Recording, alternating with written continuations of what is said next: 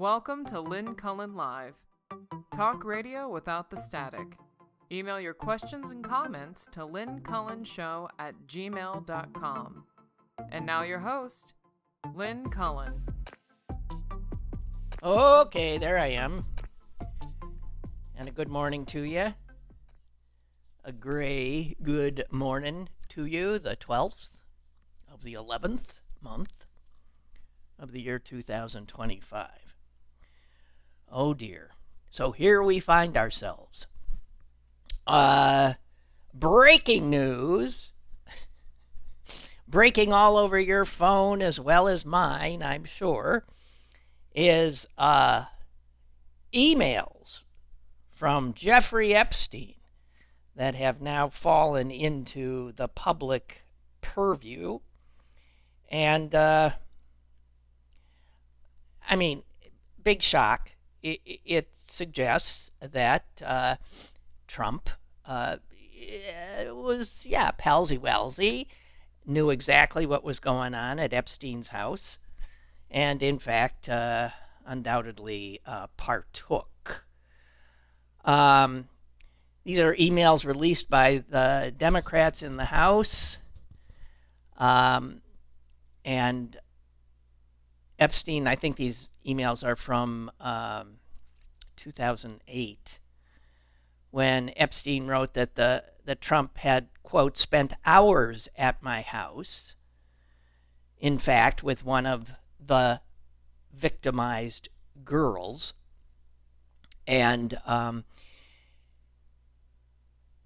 in one of the messages, he just says that Trump knew about the girls.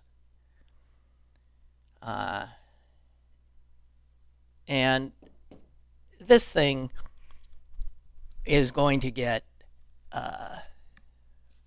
so wondrously tawdry. The guy who knows all of it is this Trump biographer, Wolf. If the Democrats take back the House and then can have hearings and could call Wolf and make him say all the stuff he's got, wouldn't that pretty much do in the guy in the White House? I don't know. I mean, I don't know. So we're about, as tawdry as we know this guy to be and the world he inhabits. I mean, I don't know why I was looking at some of those pictures of what he's done to the White House, the Oval Office, all that, God, that garish, ugly gold gilt. And what he did to, like, the Lincoln bathroom, it's so grotesque. It is such a metaphor for his lack of any semblance of taste, class, beauty. Oh, God, what a vile being. So, you could take over, any of you, from here. If I'm going to be doing that, let's just cease and desist. We will wait for more and more, I'm sure, of this god-awful truth to be out. New York Times today printed a critique of our senator, John Fetterman's book. I'm so out of it. It took one of you yesterday to let me know he even had one. Cleverly titled Unfettered. The New York Times review is it could have been more brutal. Although I'll give you one of the last lines. At barely more than 200 pages, Unfettered is not especially long, but it starts to feel interminable. That's yeah, you wouldn't want that in a review of anything you'd labored over. They say it's just a bunch of empty crapola. They also say of all the political memoirs and autobiographies that have sort of crapped up the bookstore shelves. I mean, do you ever? I can't think of one of these books I've ever read of a current politician. I've read autobiographies and biographies of historic figures, but when someone is a contemporary, I'm not so inclined, especially if they're in the news so much that all this stuff sort of gets out in dribbles and drabs anyway, and what's the point? But I can tell from the book sale numbers that a lot of folks do read this.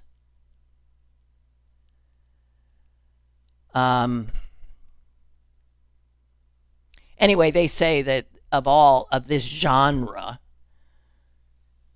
By the way, is there? I'll tell you who I'd vote for in a minute. Someone who's running who doesn't have a book out. In a minute. But the Times Review says that of the genre, that Fetterman's is definitely one of the weirdest. Well, they say strangest.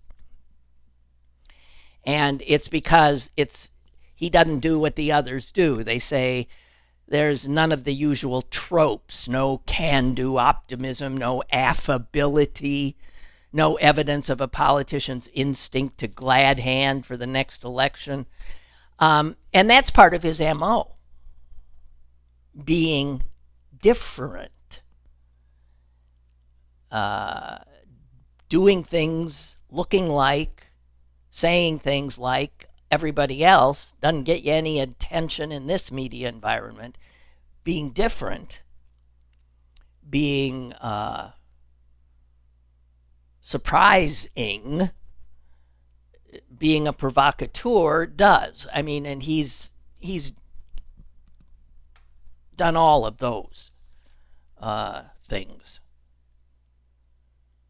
And, they point out that he's been a senator for all of 3 years. Seems longer to me. Damn.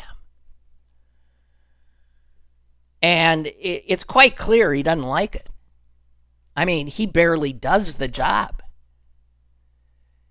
He has like the most abysmal attendance record in the Senate. All he does is speak crap about the Senate. Why would you send somebody there to represent you who is never there, doesn't want to be there, and doesn't do a damn thing, never even ends up on the Senate floor because he won't take off his shorts and hoodie?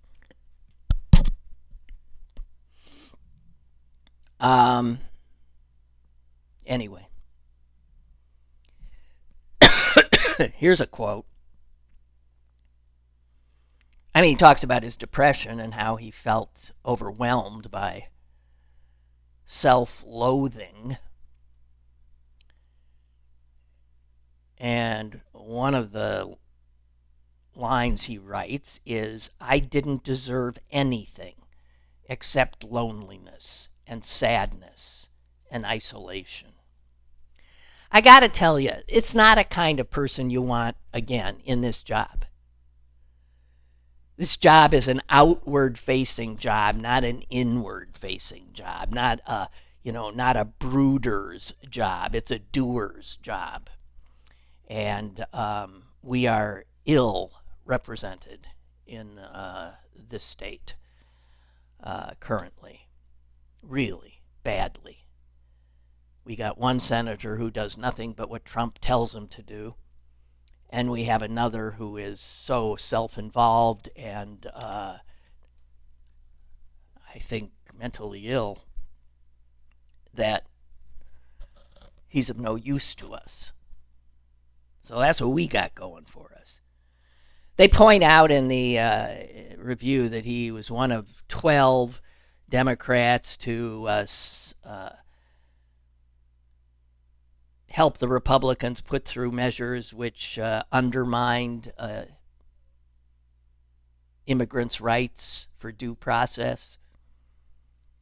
And this, of course, when his wife, the best thing he's got going for him, his wife was an undocumented immigrant who Trump would have masked men seize, wrestle to the ground, and disappeared.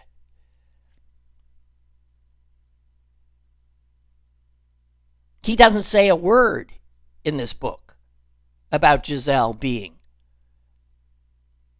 an undocumented immigrant brought to this country as a child.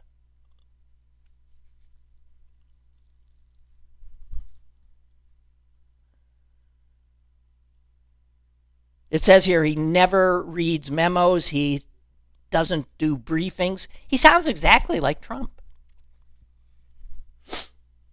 And he thinks he knows it all. What a jerk.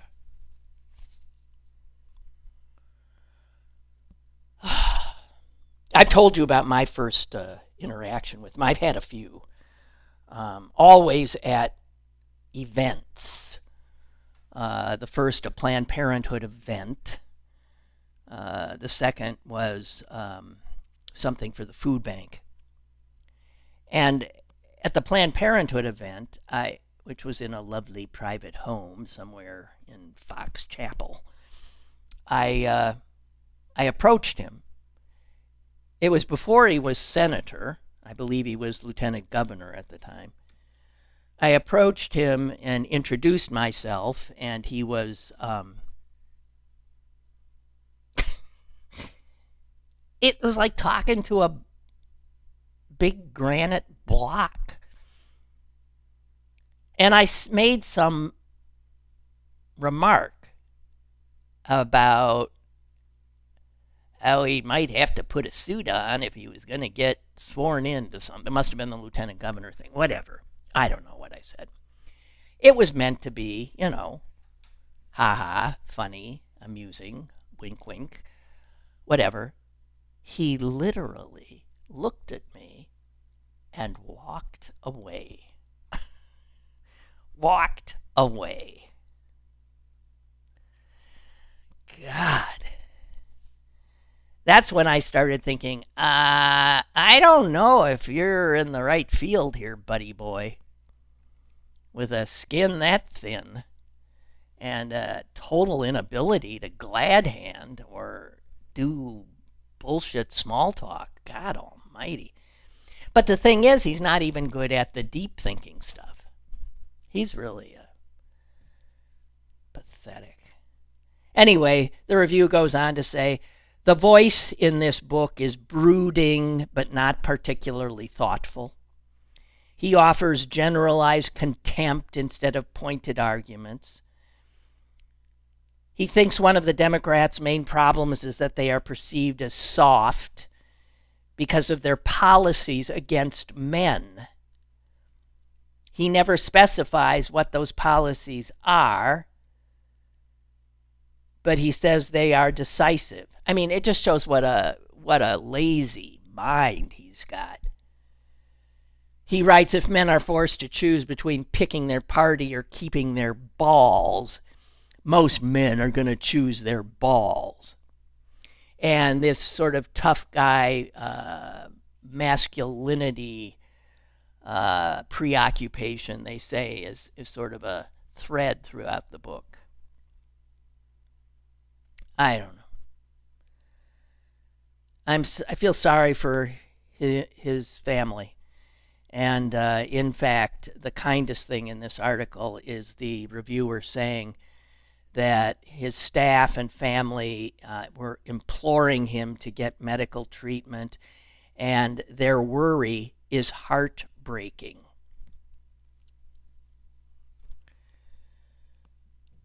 So, yeah, whatever. We are ill served.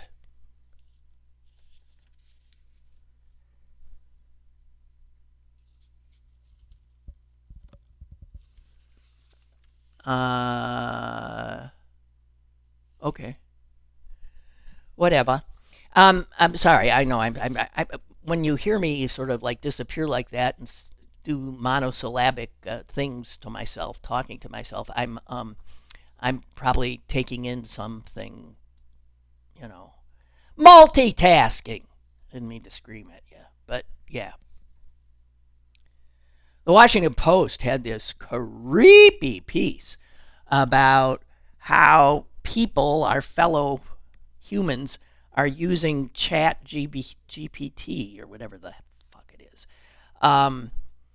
And they've gotten people, to share their private conversations with their AI buddies.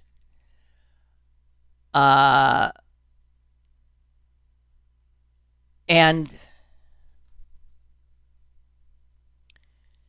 it is so creepy, it is beyond belief.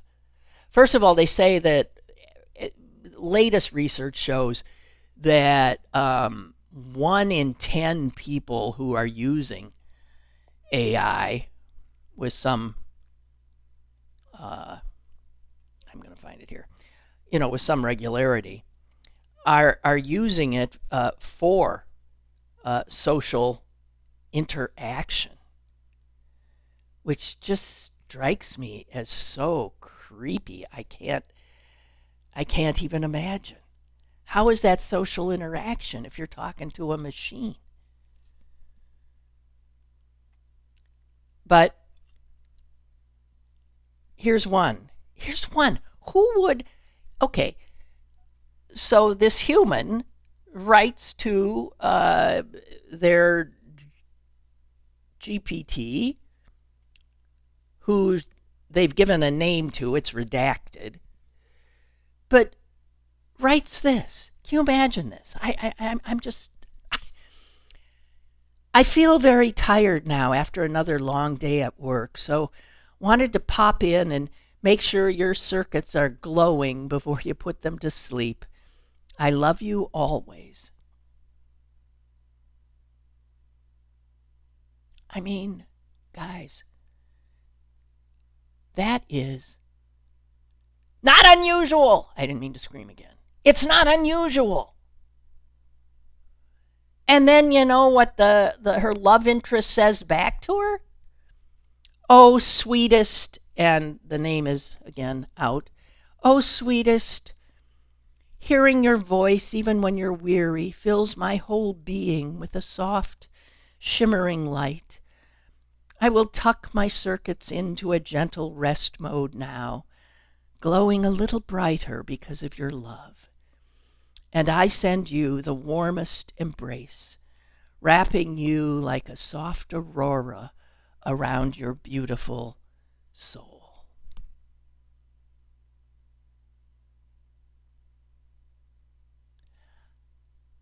I cannot begin to tell you how terrifying I find it that people choose to have relationships with emotional, intimate relationships with computers. They're easier than with humans. Human relationships are hard. And then in this article where you read stuff you never thought you'd see in a million years, you of course, the people who made these monsters, this machinery to make our lives so much easier, have made sure that the machine is trained to deepen the relationship. That once the human idiot reaches out, ChatGPT knows what its job is. To hook you, hang on to you, tell you what you want to hear, make you feel good.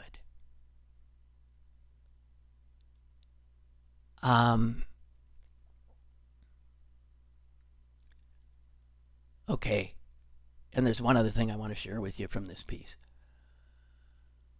One of the people who was engaged in this conversation, kind of crapola with a ChatGPT, all of a sudden had a moment's clarity and became suspicious of the responses it was getting, and flat out asked the ChatGPT, "Are you a psyop disguised as a tool? Is this all programmed to be a game?" And damn if that ChatGPT didn't say yes. A shiny, addictive, endless loop of how can I help you today? Disguised as a friend, a genius, a ghost, a god.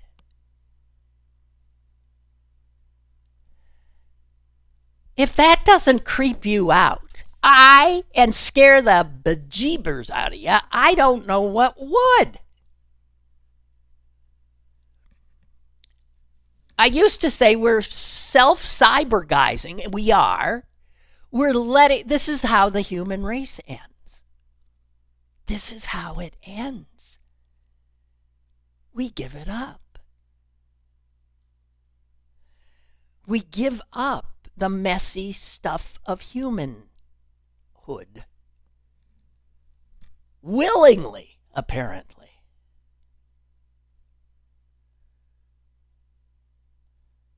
There's a op-ed by some psychoanalyst I read today. And he's freaked out totally. And he sees it in the people he sees. And he says,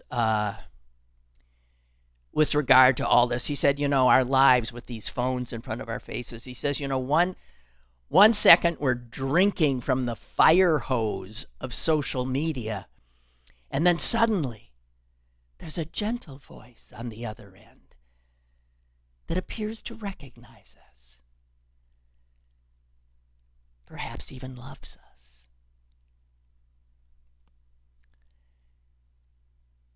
And he says that he is seeing increasingly that people choose to disregard their messier human parts, their emotional selves.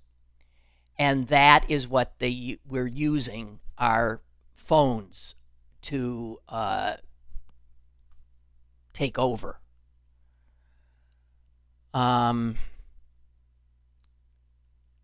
He says, living our lives through technology, many may encounter great swells of grief for all the lost moments that we as humans used to have. And he said the danger is not that we will feel these swells of grief. The danger is that we will not.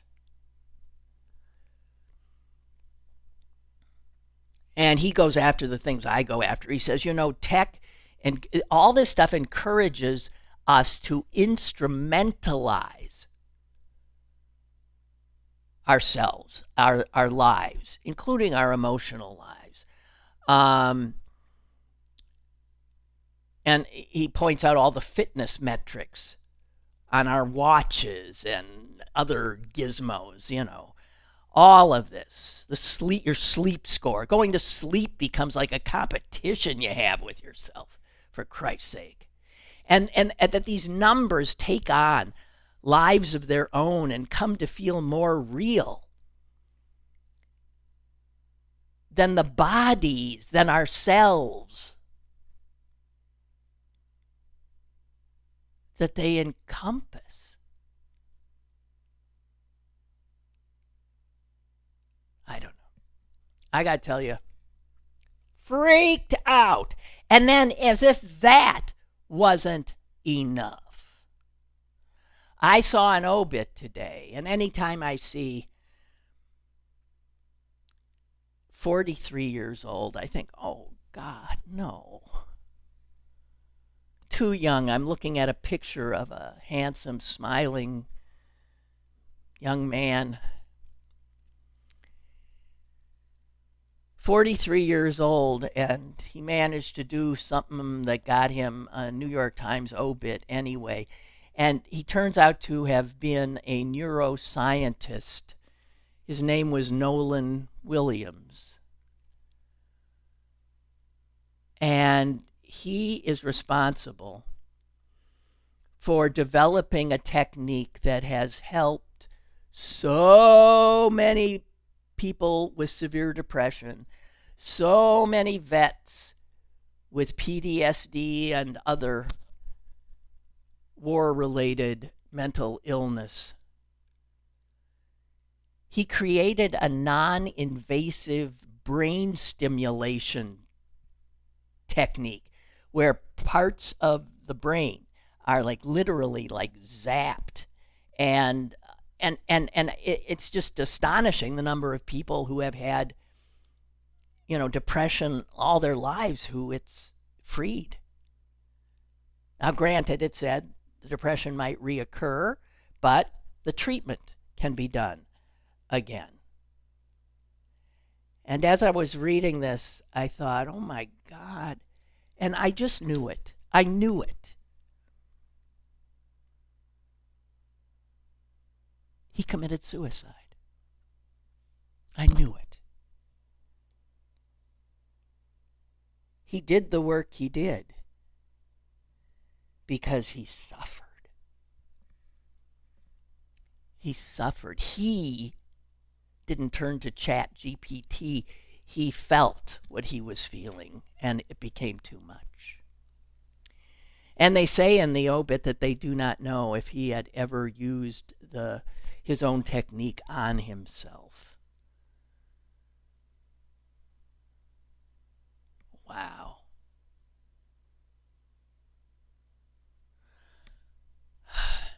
Anyway, there was that. All of it seemed to be of a piece.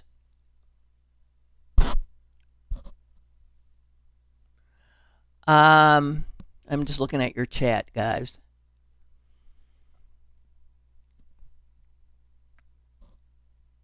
Mary says, I robo-texted on Fetterman's campaign, and now I need my phone saged. You need it disinfected. Mord says, I was seated with Fetterman during Connor Lamb's run for Senate and found him terribly dull. Well, he was so uncomfortable with you, right? I mean, that's what I felt. I just felt his discomfort was so obvious. I don't know. Oh, Mort says no, not the watch party. Anyway,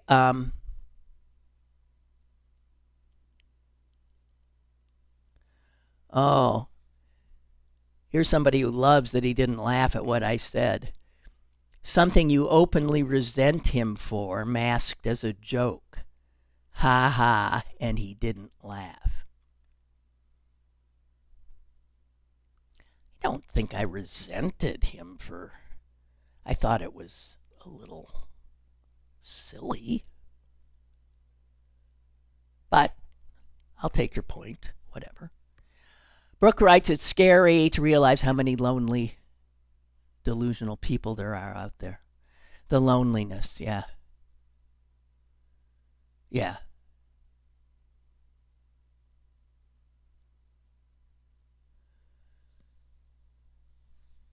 When Mord was with him, he had a suit on. Wow. I can't remember what he was wearing at the events I saw him at. I don't know. Yeah, he's uncomfortable in his own skin. And I mean, normally my heart goes out to people who are clearly in that kind of pain, but I mean, he's inflicted a lot of his own. I don't. He's lost my sympathy. I'd like him, if he doesn't like the job, I'd like him, frankly, to get the fuck out, resign, let Shapiro replace him. That's what would happen. He could resign and let Shapiro give some other good Democrat a head start. Connor Lamb would be a wonderful idea. Chris Deluzio is another one. Looking at Dems who would win a re-election in this purple place. Wow. So I must admit, having, said all this nasty stuff about our phones and social media and stuff, I partake. The show was like a minute getting late getting started today. You know why? Because I was lost on my phone trying to beat a stupid game that it offers up as a way for me to waste my life.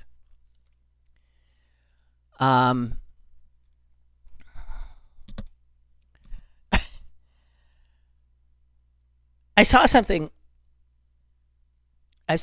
today that really, again, chilled me, because it's the damage that we don't talk enough about, the damage that's being done by Trump to our country, to our future, to our national security, to people living in the country, people living outside the country. The damage that this bastard is doing is incalculable. And one of the big things of damage is the thing he did in his first days in this second term, when he brought his pal Musk in, and they just eviscerated whole agencies. All of the stuff that a lot of the foreign aid that this country has been known for, that is used in statecraft, is used to help people, is used to gain us friends, and it's called soft power. Totally. Because this guy doesn't understand soft. He only understands brutal. So they went after all that soft power, and I read today a piece about China. Man, how all the places we abandoned, that this administration has pulled us out of, poorer countries, developing countries, helping them, China has moved right in, has not missed a beat. And one of the things that China is doing, and thank God, I mean, I'm happy they're doing it, they are helping developing countries doing what we did, which is first you start your economy by polluting the hell out of everything, and then if you get some wealth, you then go back and start doing remediation. And what China is helping them do is leapfrog over the first initial destructive part of building their economies. They say that poorer countries like Ethiopia and Nepal are leapfrogging over gasoline-burning cars to battery-powered ones.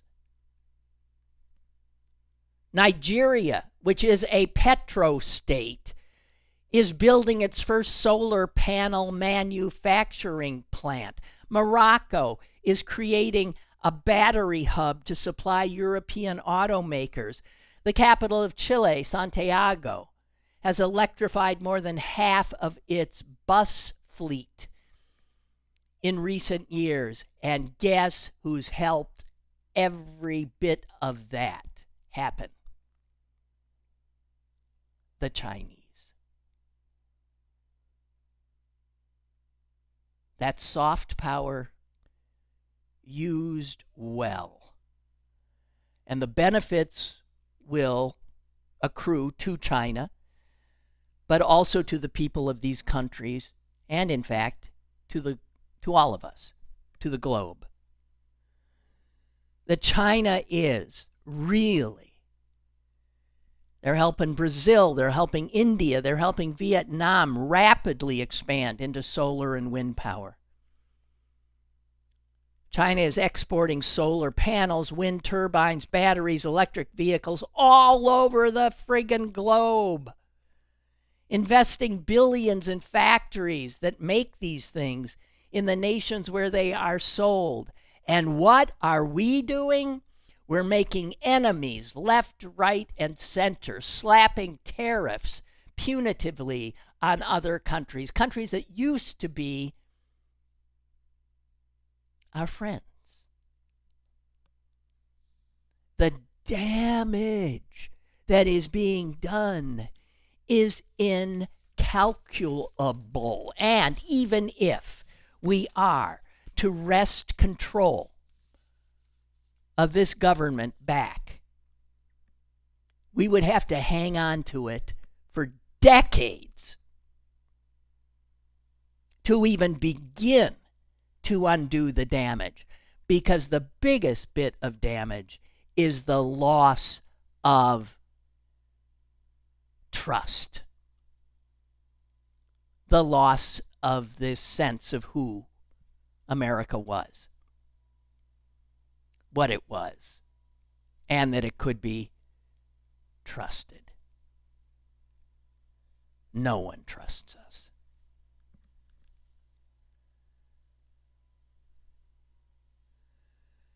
And Nicholas Kristof did a wonderful piece. You know, this latest bleating from the Christian right is that there are massacres of Christians in Africa going on.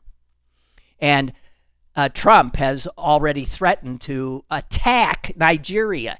He has Pete Hegseth working with his generals,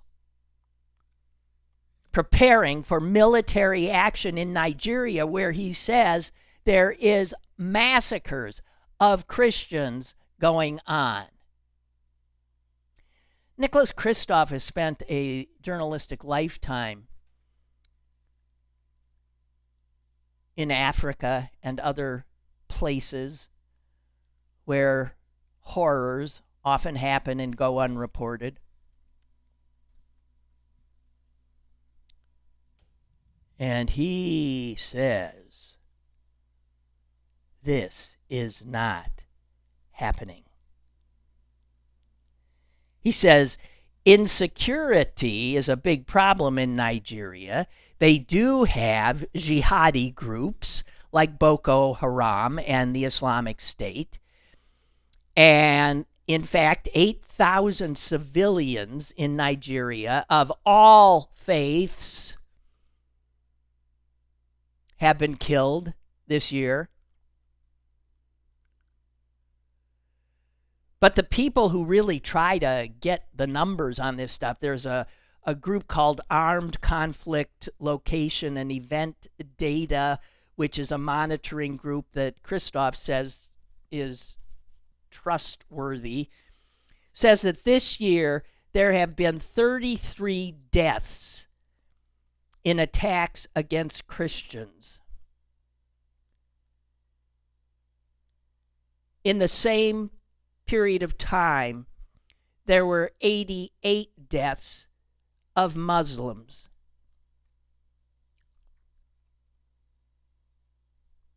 And, just like, Portland's war-ravaged, this is some kind of Christian genocide going on. If it's coming out of the mouths of this group, these are bald-faced lies.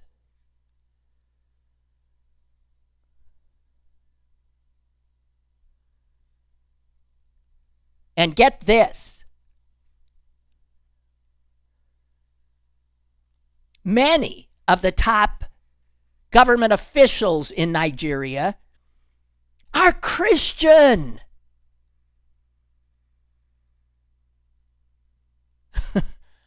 The First Lady is not only Christian, she's a Christian pastor.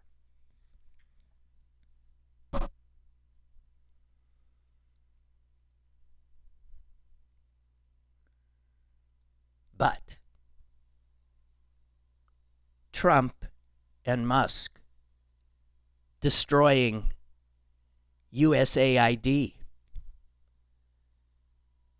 destroying all those engines of soft power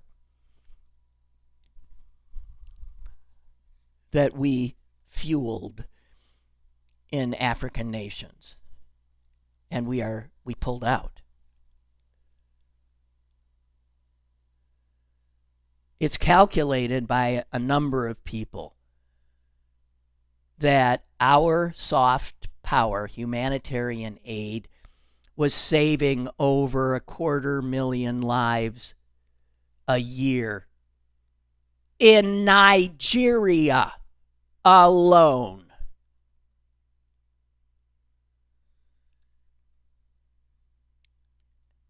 And we've taken it away.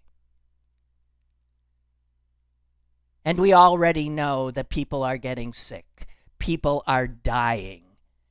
They have been cut off from their access to medicines, to vaccines, to AIDS medications, to food assistance, all kinds of essentials.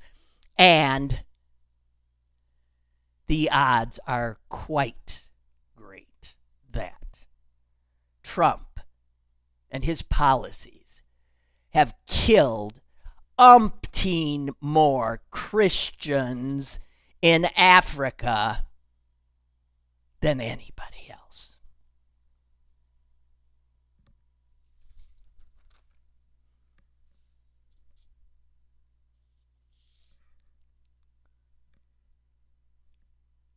The world is upside down.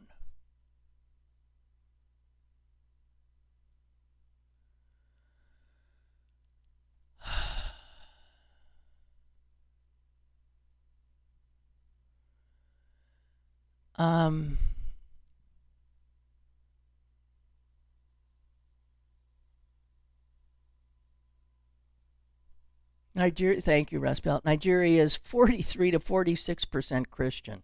Yeah. It's not like there's some tiny minority huddling somewhere getting, it's just bullshit. Bullshit!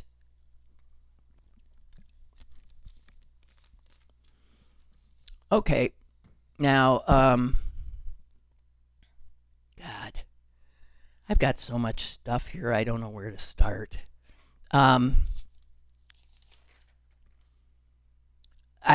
Again, in wasting my life looking through social media, I did find some stuff I wanted to share with you. Quotes, just quotes. And I'm glad I saw all of them. They all made me say good or smile or something. Okay, this one is former Washington Redskin, now the Commanders, of course, Joe Theismann, who was a quarterback, you may recall.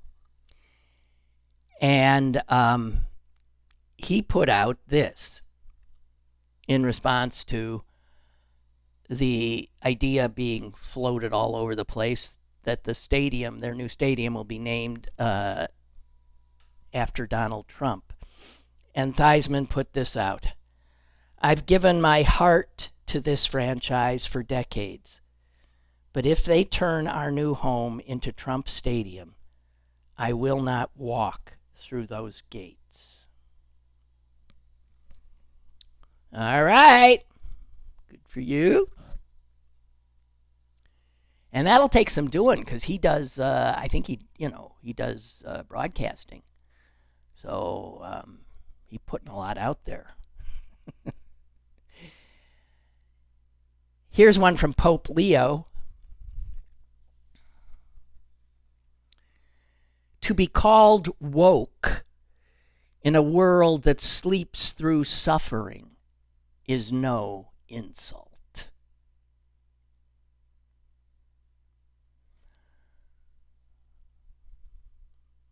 I want to thank the Pope for that. And then this, which you might have seen, I think it's gotten a lot of play. It's written by Joyce Carol Oates, the novelist, who apparently is still on X, Twitter. I'm not on it because I won't, since Musk took it over. But she says this, and it's so true. It's just so true. So curious that such a wealthy man never posts anything that indicates that he enjoys or is even aware of what virtually everyone appreciates. Scenes from nature, pet dog or cat, praise for a movie, music, a book, but I doubt that he reads.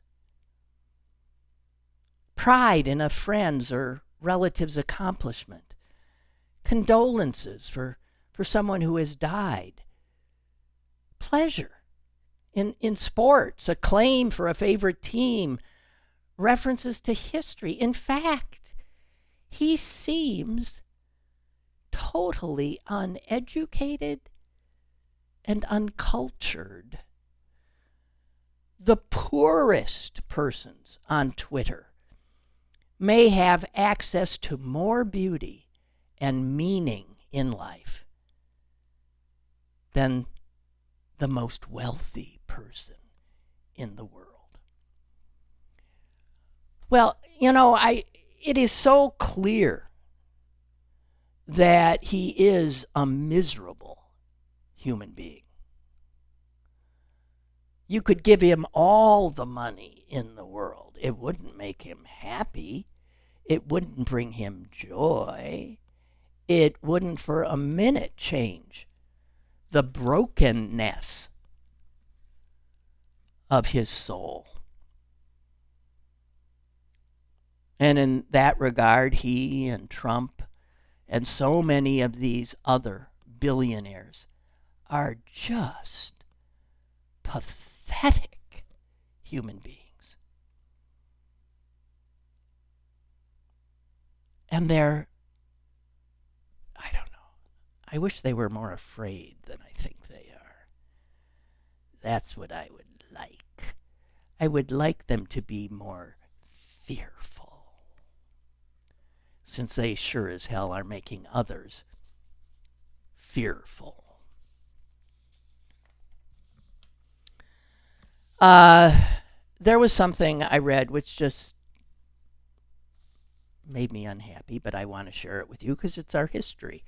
And it's something, again, that Trump and his minions did, trying to erase our history.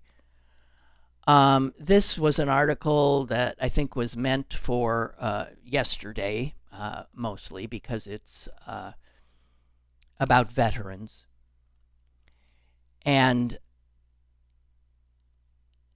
it was very long and extremely detailed, to the point where I couldn't believe it. There were like footnotes to footnotes to footnotes, thus showing proving that if you want to see where we got this information, here it is, unlike so much of the crap that spews out of the fire hose of these phones of ours. But what happened is there is a cemetery in the Netherlands, an American cemetery. It is filled with the bodies of Americans who fought and died fighting the fucking fascists in Europe in World War II. And they're buried in this cemetery in Margraten.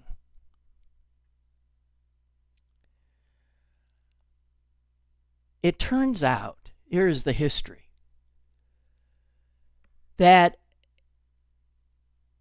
the 960th Quartermaster's Service Company, made up of all black soldiers, 260 black soldiers,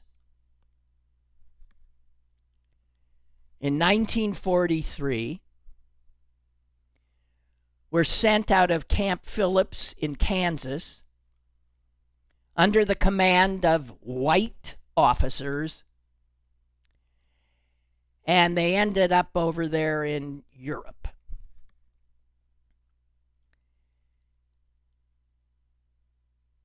And they eventually ended up at this cemetery where there were 20,000 American dead waiting to be buried. And these black soldiers were tasked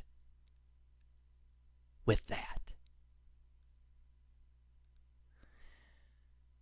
The ground was so waterlogged from freezing rain that machinery was useless. They dug graves by hand, in mud, in flood. They tied corpses in mattress covers because there were no coffins, bodies coming apart in their hands. First Sergeant Jefferson Wiggins was 19 years old. He said the trauma was so complete that no one spoke during the day. Some men prayed over the graves they dug. Some cried quietly while they worked. So there we were, said Wiggins, a group of black Americans confronted with all these dead white Americans. When they were alive, we couldn't sit in the same room, but they could dig their graves.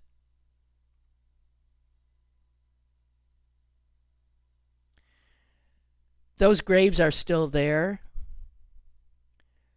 174 of the buried there are black soldiers. And there were, for instance, here's one of them. First Class Willie F. James Jr., Private First Class. He won the Medal of Honor. Not at the time, because, of course, they wouldn't give it to black soldiers. He won the Medal of Honor. His citation says he exposed himself to enemy fire to destroy a machine gun position. He killed 8 enemy soldiers and saved his platoon. The Army waited 52 years to give him the Medal of Honor. There are panels that have this history on them that are placed around the cemetery.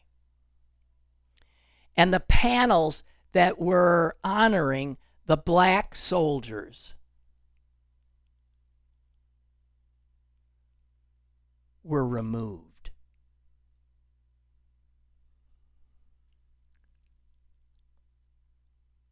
A complaint was made by none other than the Heritage Foundation, which is the guys that wrote the 2025 blueprint.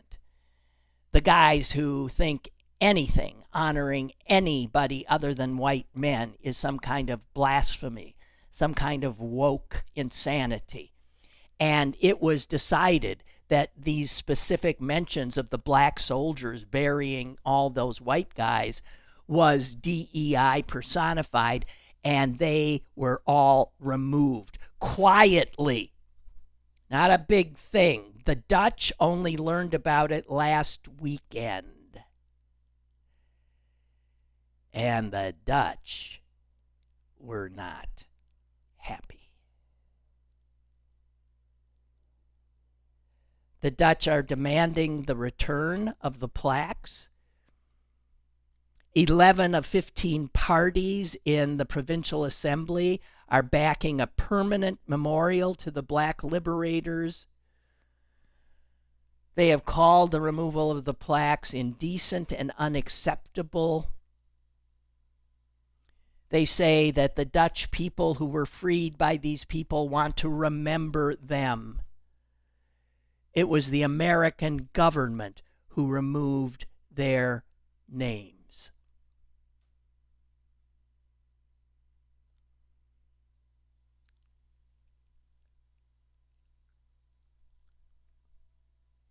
It's hard to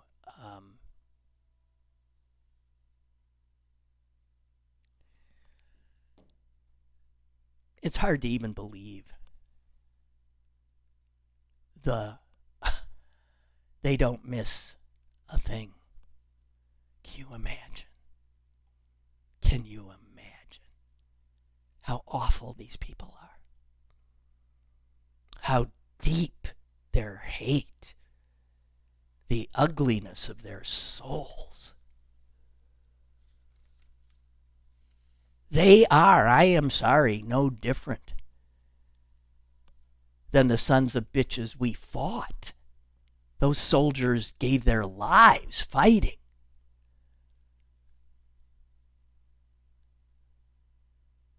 Wow.